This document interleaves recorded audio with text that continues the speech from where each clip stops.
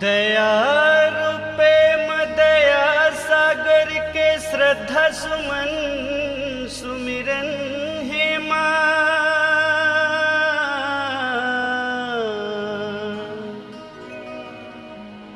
दया सागर माया वगमन हे माँ। भाव भजन कीर्तन हे माँ। नवा अंजोरी नवा किरण है दया मया मया के मिलन है माँ।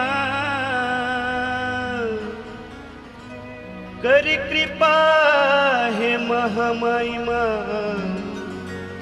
अनमुन मन बंदन है माँ।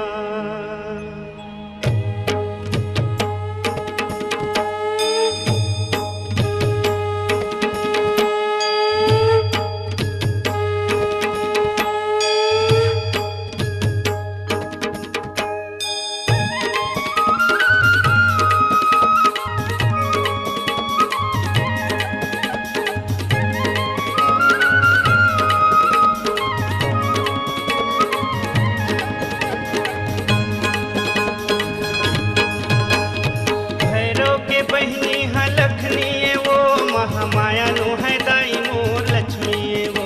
महामाया नो है दाई मोर लक्ष्मी ये वो। महामाया नो है दाई मोर लक्ष्मी ये वो। लक्ष्मी के बहिनी सरस्वती ये वो। तोरे पैया लगाओ दाई मोर शक्ति के वो।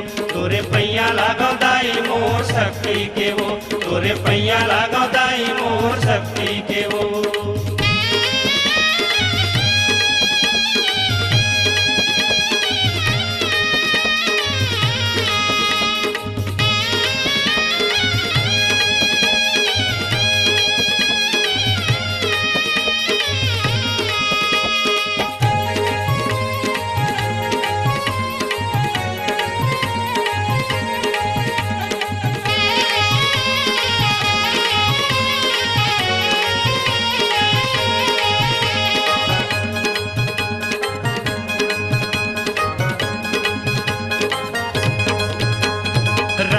टिकुरिया में राम विराजे। गिरजा बन हनुमान विराजे। गिरजा बन हनुमान विराजे। गिरजा बन हनुमान विराजे।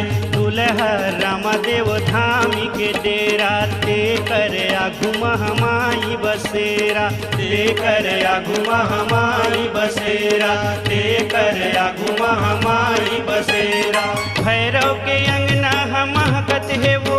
गोंदा बारी फूल बगिया माँ चमकत है वो। गोंदा बारी फूल बगिया माँ चमकत है वो। तोरे पैया लागा दाई मोर लक्ष्मी के वो। तोरे पैया लागा दाई मोर लक्ष्मी के वो।